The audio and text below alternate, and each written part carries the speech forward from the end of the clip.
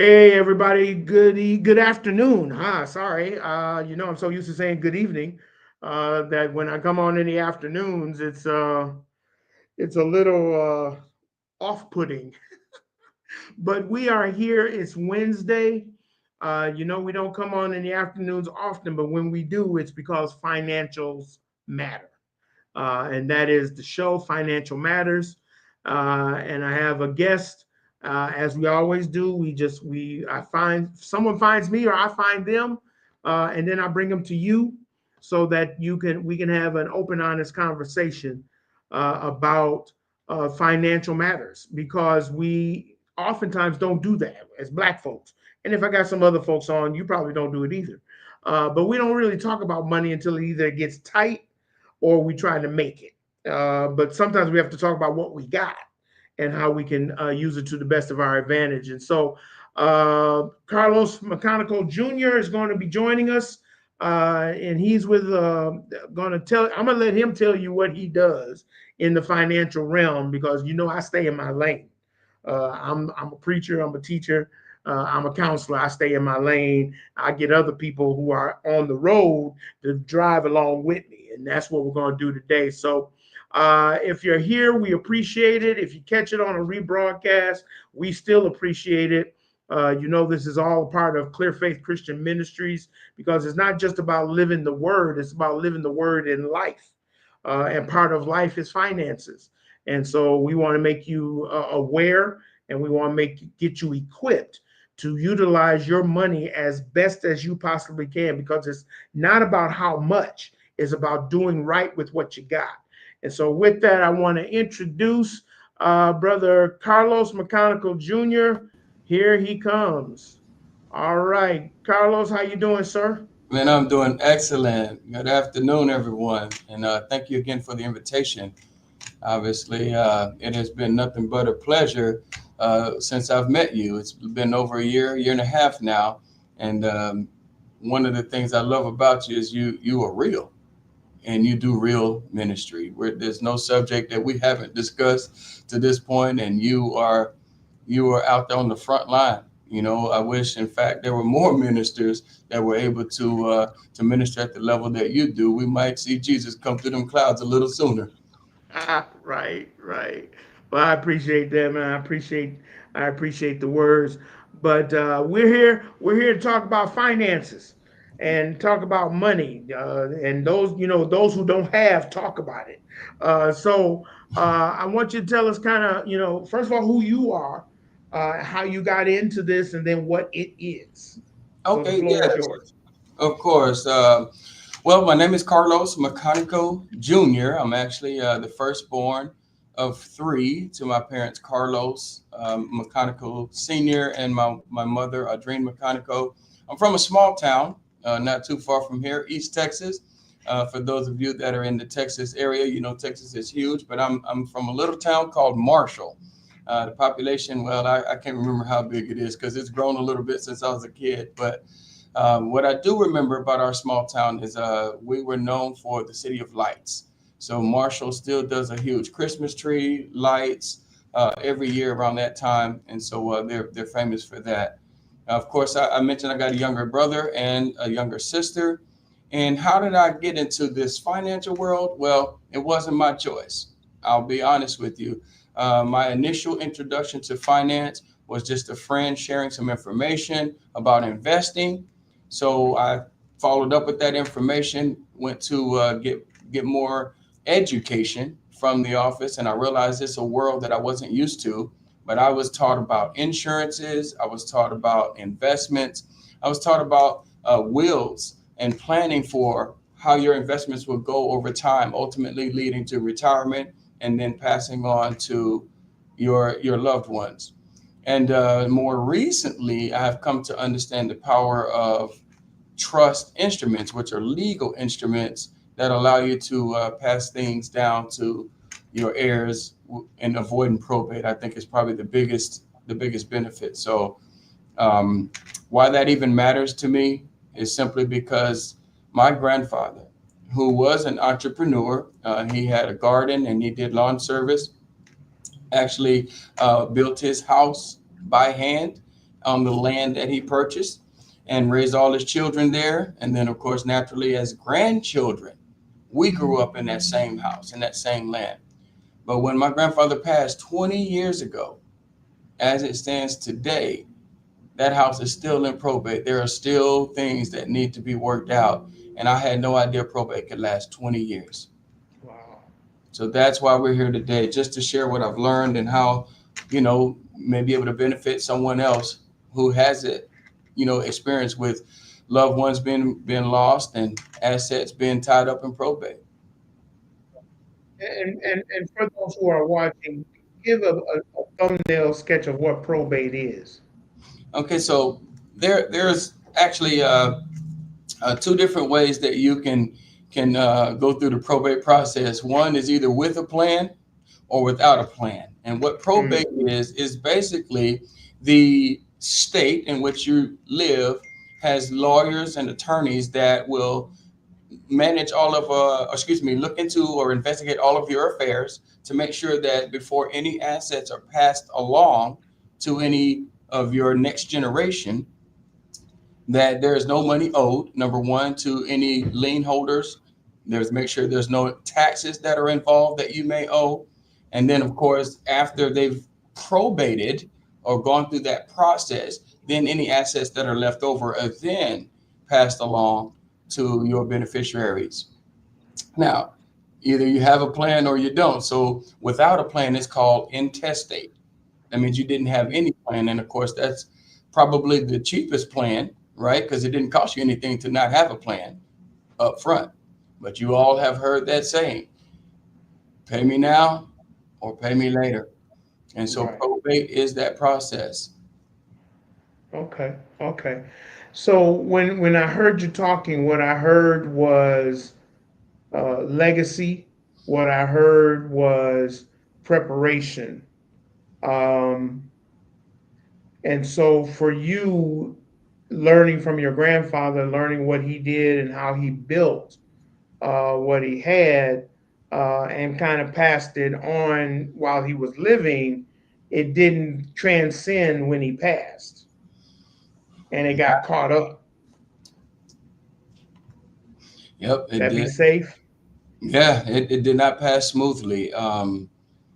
We're still in the battle. The lawyer is very much involved, very much Mm, involved.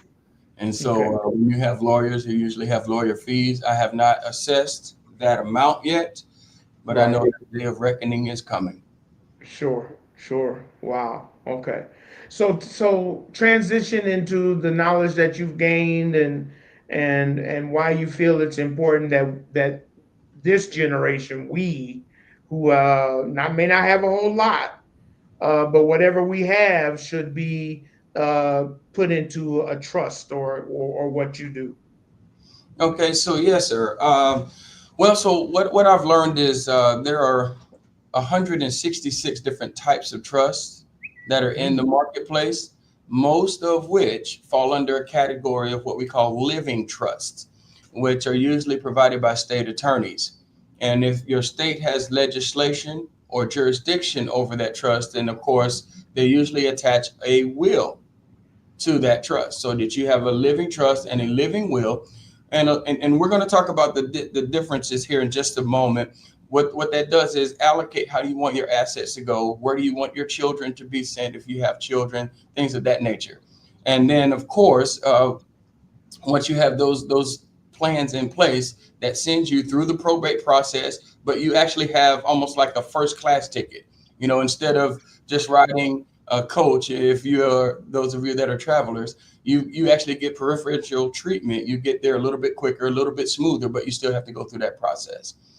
Okay. Now, what the information I want to share with you guys a little bit over today and then go in the days coming is going to be that of a private federal trust, which has totally different jurisdiction. Of course, there's state jurisdiction, but with a private federal trust, you actually have jurisdiction in the District of Columbia. And that makes all the difference. It becomes then a private contract. And of course, the common laws are in place that says a private contract is between you and that private party. And then there's no need to go through probate with that. Okay. Okay. All right. Well, let's. You want to go through your slide presentation at this point? Absolutely, All absolutely. right. Let me I'll pull it just up.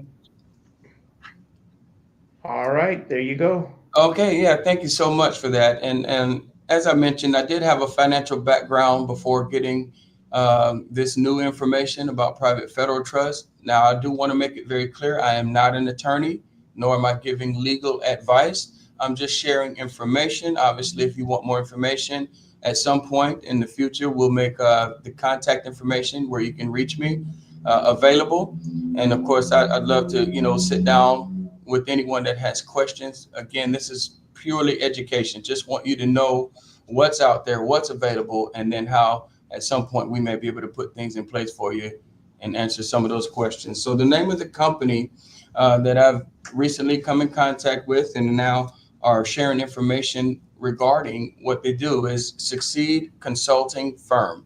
Succeed Consulting Firm. And so even though I may not be an attorney, there's two different aspects of the team. There's the team that provides the education and the sales piece, but then there's the actual legal team, which includes that of and the attorney, the IRS enrolled agent, and then of course we have public notaries for all documents and so forth.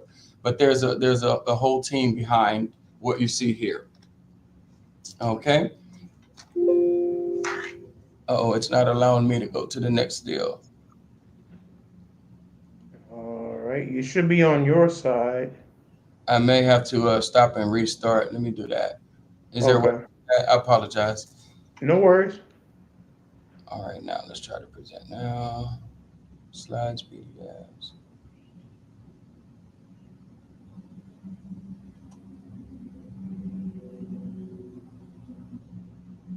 All right. Now we can share the screen again. There we go.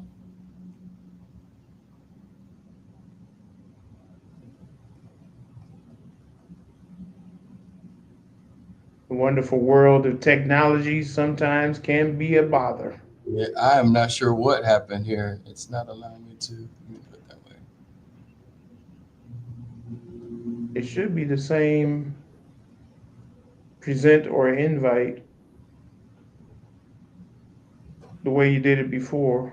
Mm, I'm not sure why it's doing that. Hold on.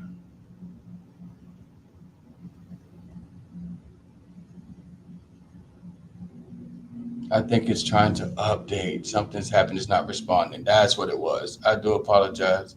No worries. All right, now we're gonna bring it back up again. I had to close it out and start again.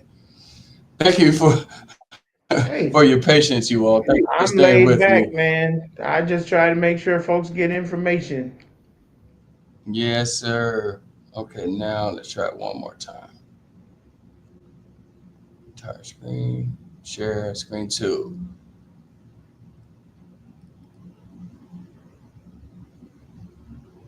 All right, I believe we're in business. Can everyone see Okay. there? Yep, we're good. All There right, you great. go. All right, so as I was sharing here, Succeed Consulting Firm is the name of the company, and our mission here is to design and implement services that promote financial independence, responsibility, discipline, and entrepreneurship. So our philosophy is to empower economic communities through economic training and, as I mentioned, education. Right. So today you will unlearn the lies. We'll show you how to protect your legacy, legally reduce your family's taxes, and even build true generational wealth using your trust and a strategy the wealthy hope that you would never discover. Huh. So, as I mentioned about my grandfather, here is a copy, okay, of his last will and testament. This is just for emphasis purposes, so you can see the man behind the mission.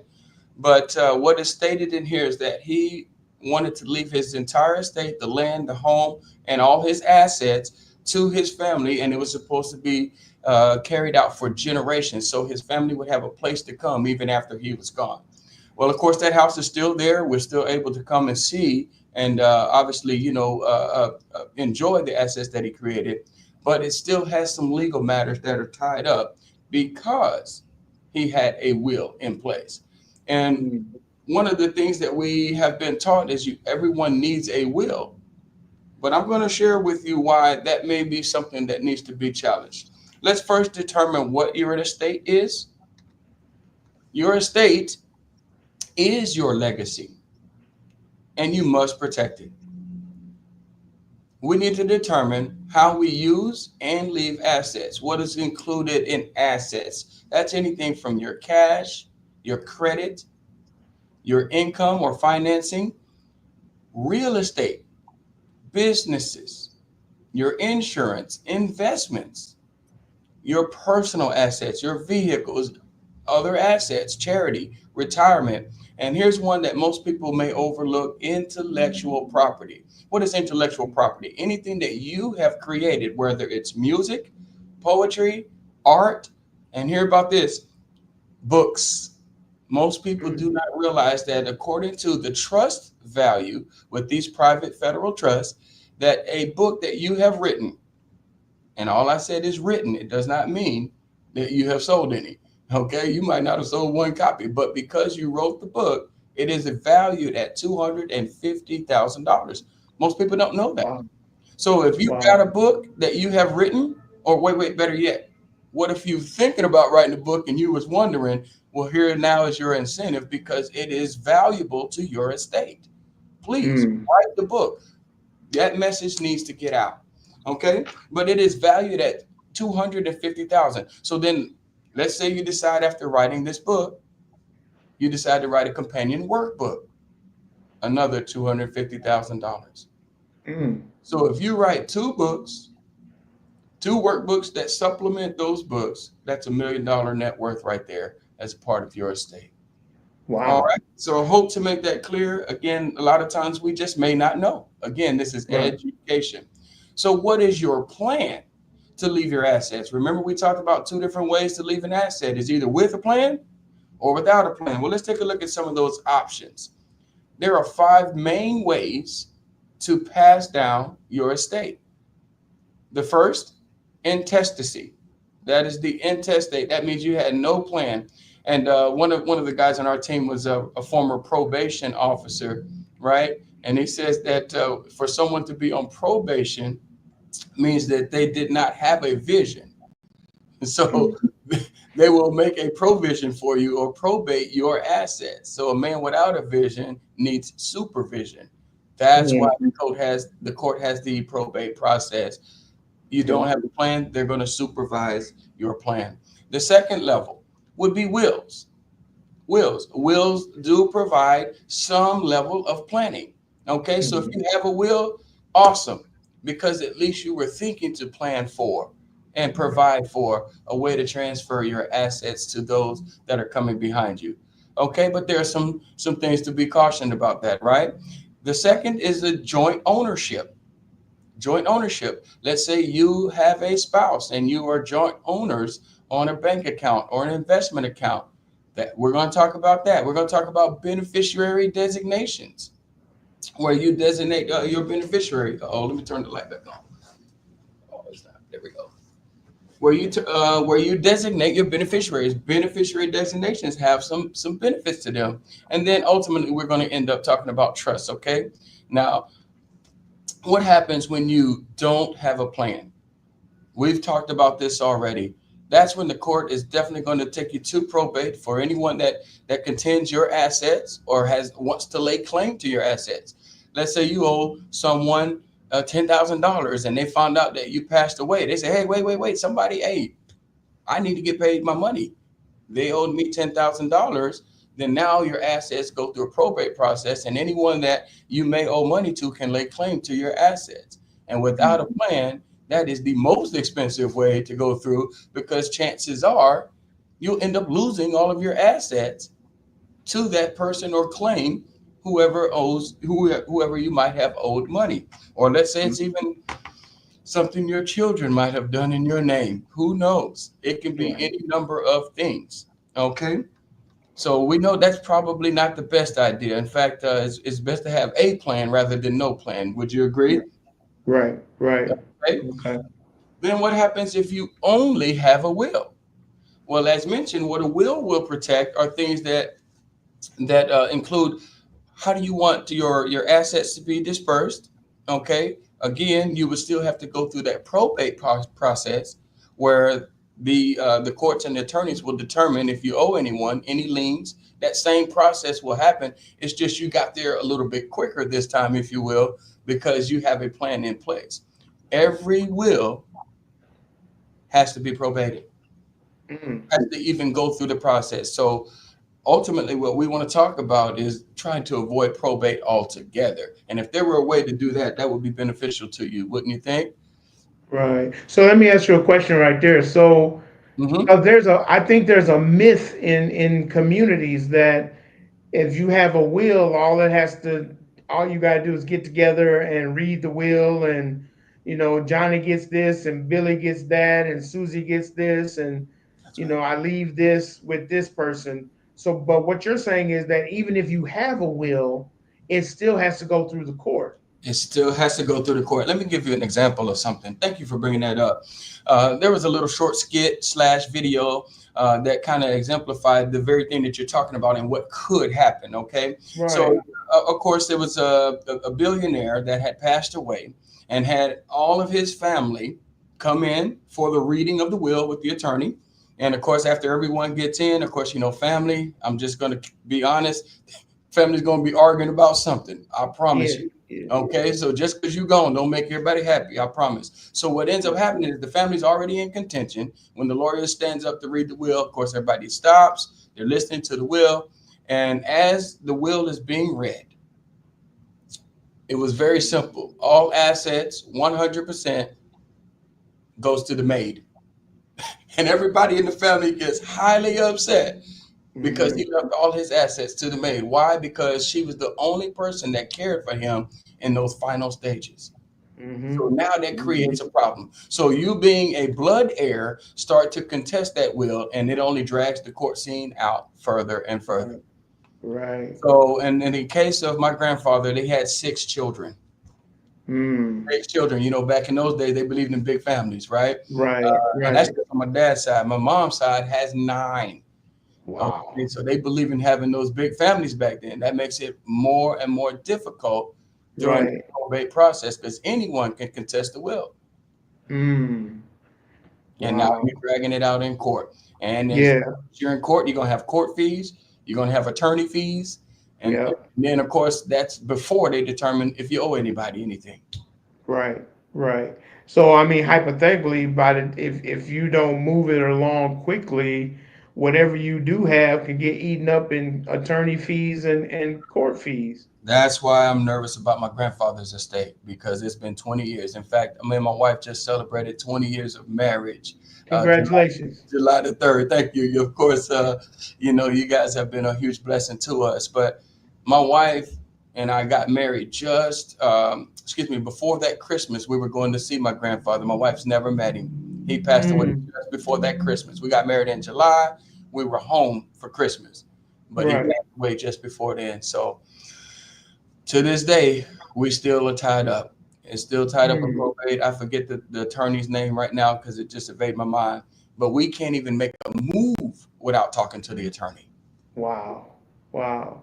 So I mean that's a testament to, you know, even now, I'm looking at it from a spiritual perspective. Make sure your house is in order, Exactly. because at that time you got emotions and feelings and all of that wrapped up into tangible assets and money, That's and right. those things never mix. Oh, The word even says it's not money that's the root of all evil; it's the love of money that's it. that's the root of all evil. And so, unfortunately, we live in a time now that even if you think you're gonna get a little piece, you're gonna fight like hell to get that little piece, even though you don't even understand that that little piece may already be gone because you've been fighting over that little piece. That's right. That's right. Wow, And now I I did not know that. you want to add insult to injury. We lost one of the 6 during COVID. Mm. And that one had 4 children. So now there are 9 that have to come to the table to decide Oh, how to move wow. forward. So it does not get any better the longer Right. you let things play out. Yeah. Yep. Wow. Wow. So there's a couple of things we can do. I got some positive news. Okay. So Right. I don't want to end right there. Right. Okay. There's a few things that you can do now. Okay. Hmm. Should you rely only on joint ownership? Well, no, you shouldn't rely only on joint ownership, but there are some benefits to that. So we're going to give that one a caution. Here's the Hmm. thing with joint ownership. Joint ownership means that, as I mentioned previously, you and your spouse have a bank account. It's a joint account. So what you have is a joint account that you both have access to, and in the event of death, it's a transfer on death to that other person, right? And that works as long as both of you don't die at the same time. Mm. Okay. So if you die at the same time, then it will have that transfer over death to one of your beneficiaries. And then, of course, they cannot access any account. If you had anybody pass away, the moment someone passes away, they freeze all accounts Right. until probate, until death certificates are produced. No one Mhm. gets any access or information pertaining to that account. So to Right. bypass that, someone say, well, maybe I should put my children on as a joint owner. Hmm. And on the surface, that might sound like a good idea, but who knows what type of things your children may get involved in. And now your assets are at stake. Right. Right. So joint ownership will bypass the probate process, but there are some cautions that you need to be aware of. Does that make Hmm. sense? It does. All right. The next one. Should I use beneficiary designations? What are beneficiary designations? For example, any if for anyone who has a job, they have you fill out all these forms. In the event that something happens to you, you designate a beneficiary for your 401k, any insurance benefits that are provided through your employer. Those beneficiary designations supersede probate. So that's a Mm. good thing, right? So that means if you do have any assets in your 401k and something happens to you, they will go to that beneficiary. Don't worry about anybody attacking your estate or coming up against your in probate court. They will bypass that. But other assets, such as real estate, do not have beneficiary designations. So while there are benefits to it, there's still some cautions. Right. There's still some cautions because not everything can go into a beneficiary designation. We're talking insurance policies, investments, 401ks, those type of things. You can actually designate those beneficiaries. That bypasses probate, but not everything goes there. As Mm. mentioned, real estate, any properties that are owned, that's where probate is going to come back into play. Okay. So the only way that seems logical now would be having a family trust where all other assets can go in. So wouldn't it make sense that everyone needs a trust? Mm. Okay. All right. Yeah. Okay. Does everyone need a trust? No. Mm. I know. I set you up. I set you up. I told you all the cautions with all the previous options, and then I set you up and said, do you need a trust? Thinking the answer would be yes, but the answer is no. Not everybody Mm. needs a trust. Why is that? Here are the people that do not need a trust.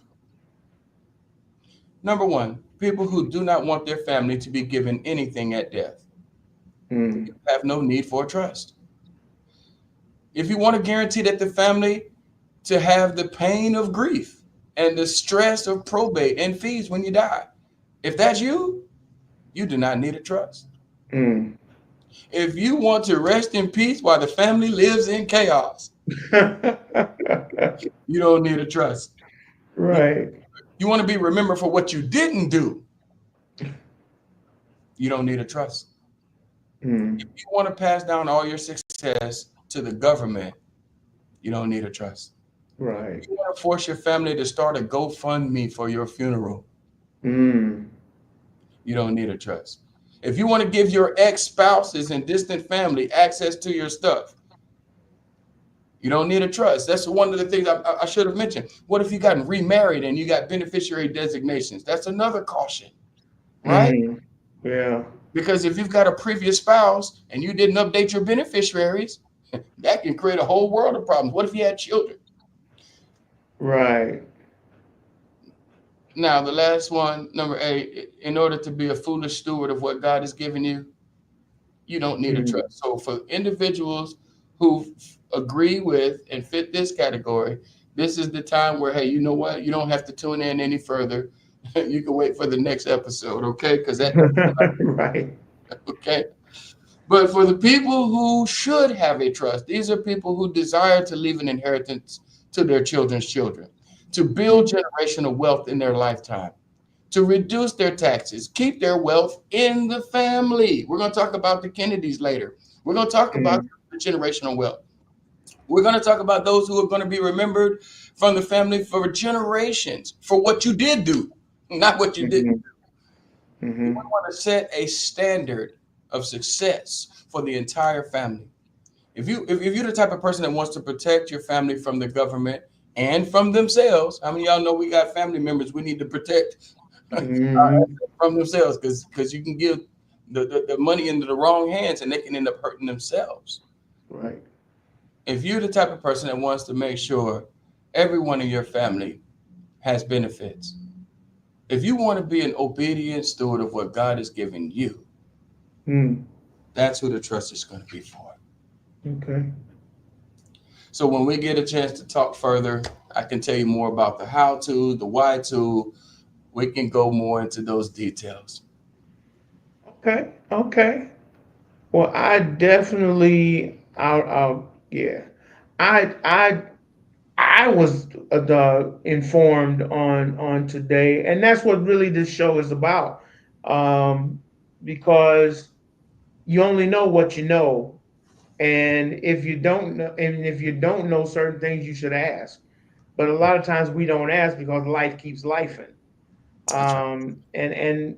And what you're really saying is that one of the things I like that you didn't say is that you don't have to have a massive amount of wealth, because again, our community, we think trust mean white folks, they got trust, and you see the movies, and you see they're in the office of the big mansion, and the lawyer comes in and says, well, he's not going to get his money because his dad set up a trust fund, and the trust fund don't kick in until he's 18. And well, what if I want it now? Well, you got to do that. We used to the movies about these things. We're not used to real life black folks talking about setting up a trust, like you mentioned. That's the Kennedys. That's the Yes. Rothschilds. That's the all these big names. Murdoch, Rupert Murdoch. They got trust because they got money. Yes, sir. And it's a protection.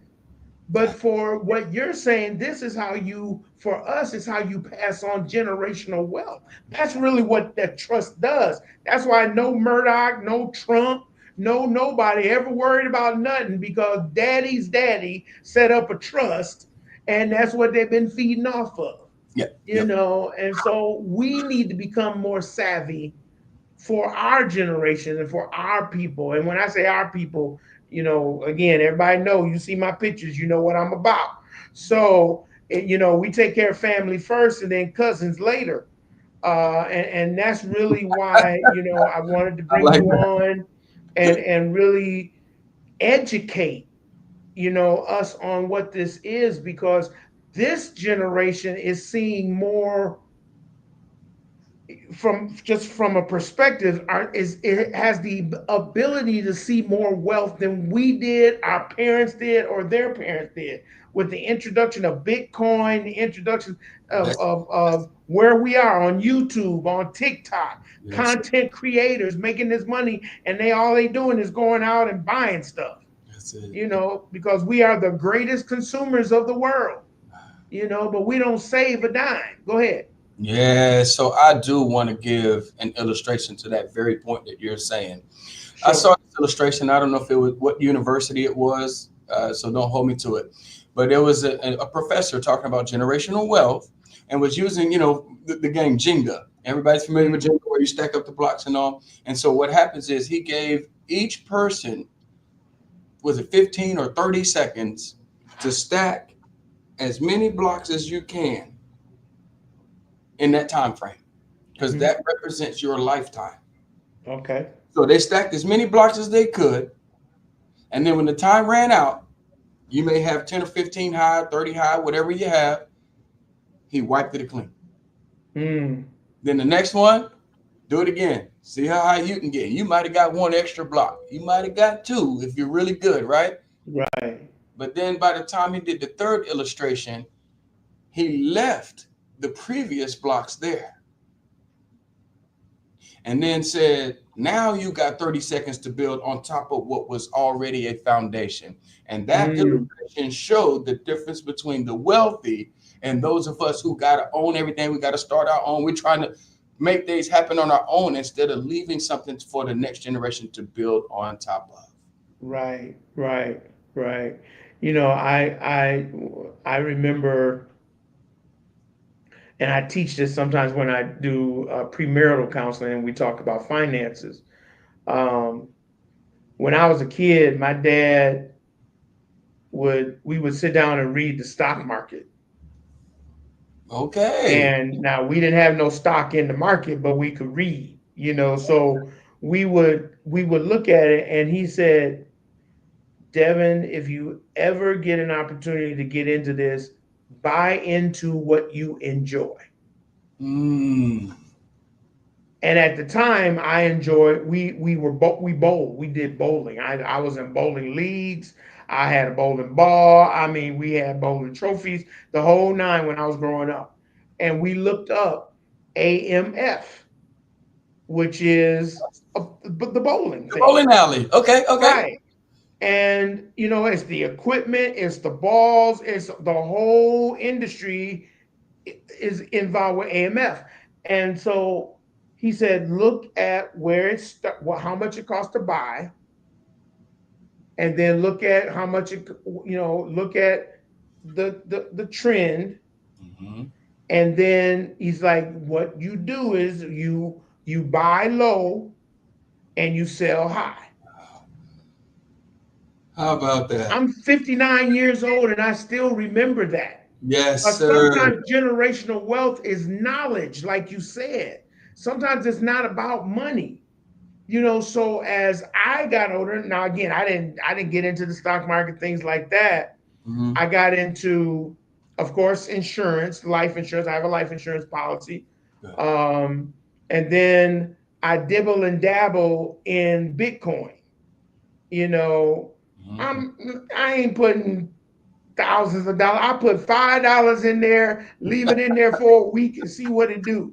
And then I'm quick to pull it because I need money. Okay, so it's a discipline. It's Yep, also a yep. discipline. It is. And I It is. tell young couples, I said, you have disposable income at this moment in time. You don't have no kids. You may have bought your home, or you're investing in your home. You're talking about getting married. Now you're combining assets. This has to be a conversation, Yes, sir. because if it's not, then when you get old like me, then what are you going to do? What do you have to fall back on? And so, to your point, the knowledge, and that's why I do the show, the knowledge is always much more important than the actual. There it you is. know because I tell my kids now, they're 28. My boys are 28 and 33.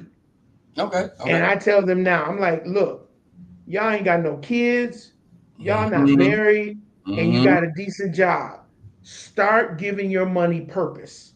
How about that? Put Even if it's nothing more than an envelope system. If you want to go on a vacation, mark you an envelope called vacation and put $10 or $20 in there. Now, if you don't go on vacation, let's say something happens and you don't happen to go, but you got that money That's right. That's right. and you can now move it to something else. I talk about maximizing your 401, getting a private IRA because you don't want your 401 to stay with the company. It's those type of things that no one ever educated us on that. Our parents didn't have that kind of stuff. God bless your your grandfather who, had a financial mind, but the majority of us ain't got one. We know how to spend it, but we don't know how to save it. Man. The statistics probably better than me, but they say African Americans in their spending power is as big as some of the developing countries Yes, sir.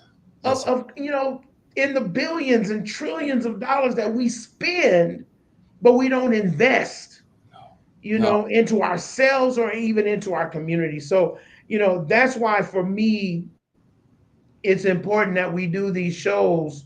Yes, sir. It ain't gotta be all the time. Folks know I stay in my lane. My lane is ministry. So, but this is part of It's a ministry. part of it is very much. It's being good stewards That's it. because it ain't yours in the first place. That's it. So next time when we get together, because I'm wrapping up. Next time we get together, we're gonna get into the whole idea of what is a trust Yes, sir. and how why it's important, like we've been talking today, but really kind of digging a little deeper. Yes, yes. And Yeah, and go talk ahead. about 4 types. Okay. Yep. So I mentioned there's 166 different trusts in the market. There's only 4 that you need. And we're going to talk about each of those and how they make money and how they take in, on their tax filings and so forth. And we're going to get into that. So I appreciate that.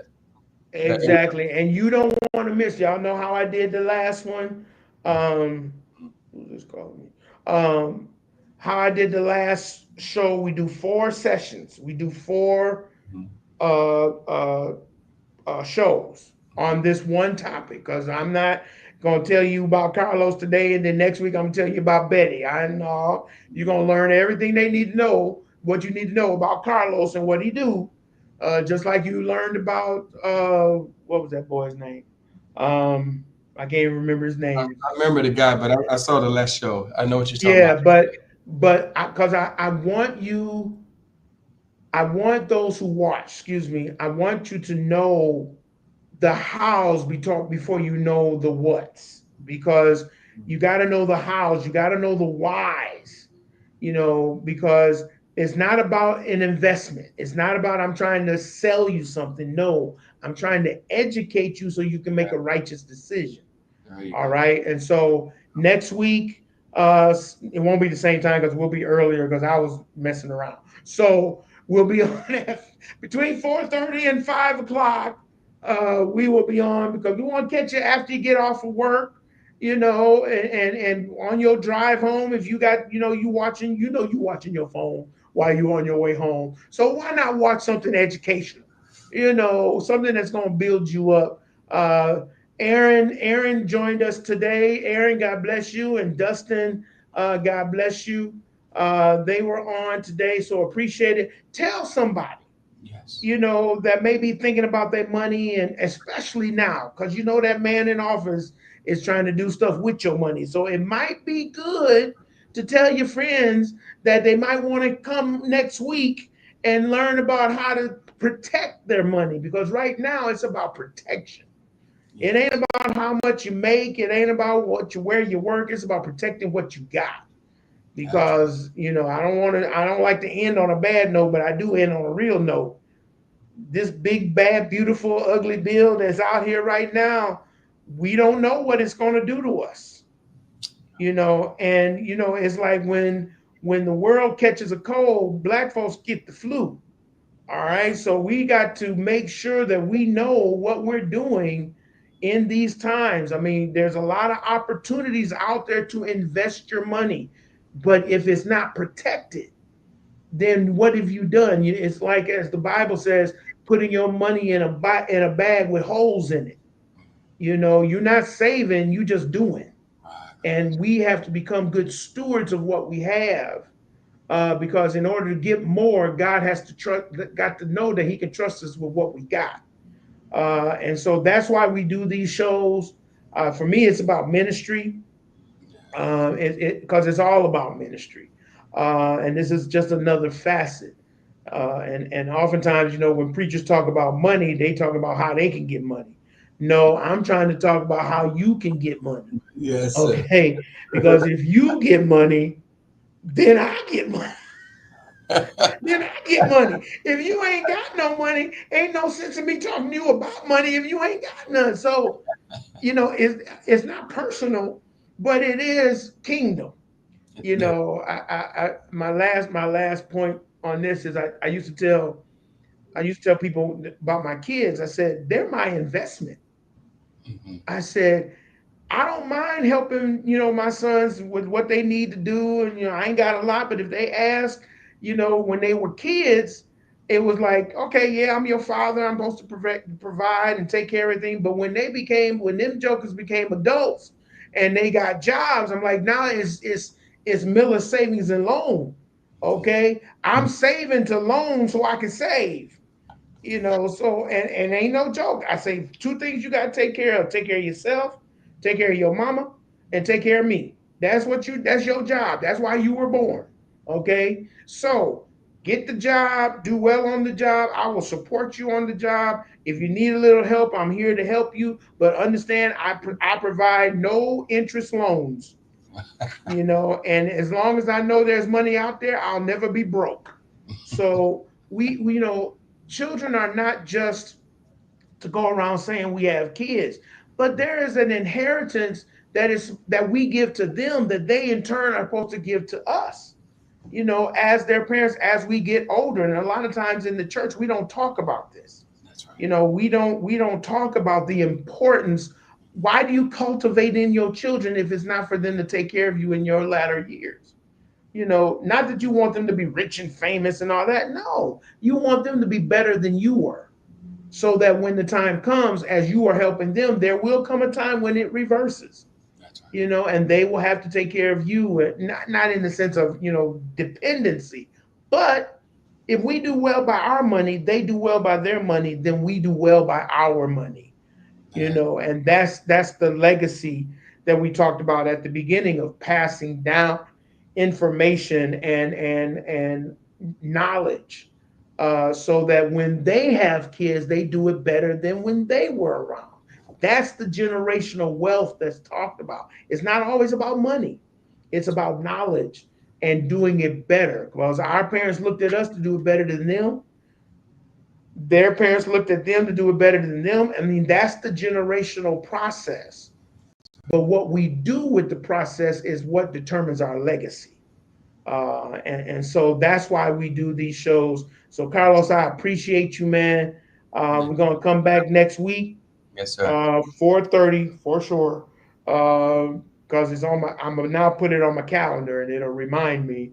And again, if you're watching live, Aaron, Dustin is in. Aaron, I can't remember where Aaron is. Aaron, if you're still on, what state are you in? And Dustin, I know you're in Illinois. Um, Okay. but this is how we get information out.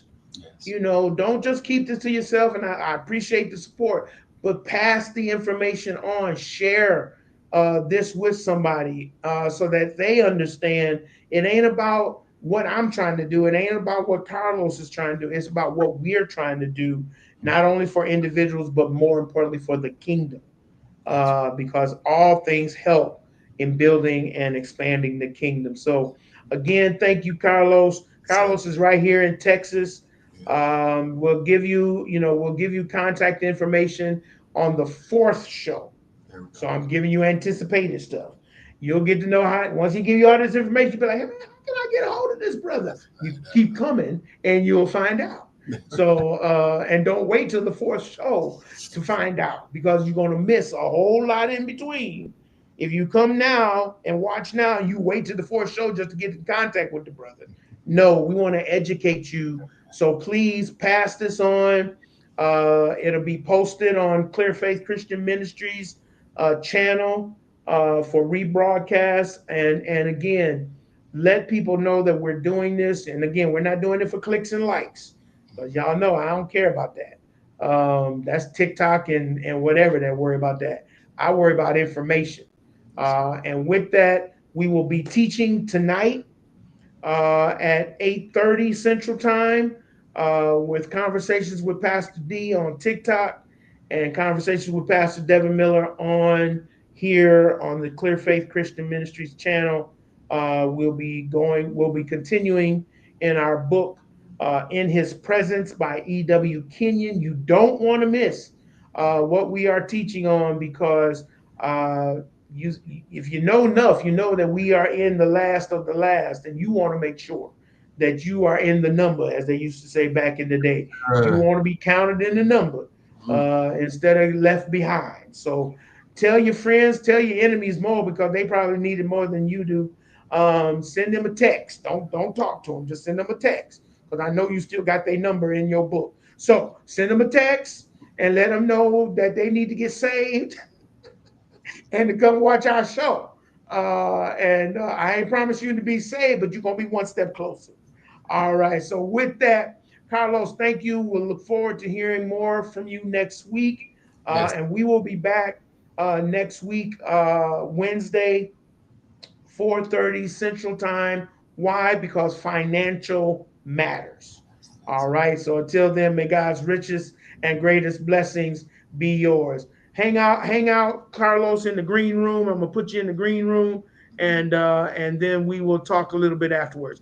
All right. I'm looking for each and every one of you tonight, and if you don't come, I'm coming after you. Peace.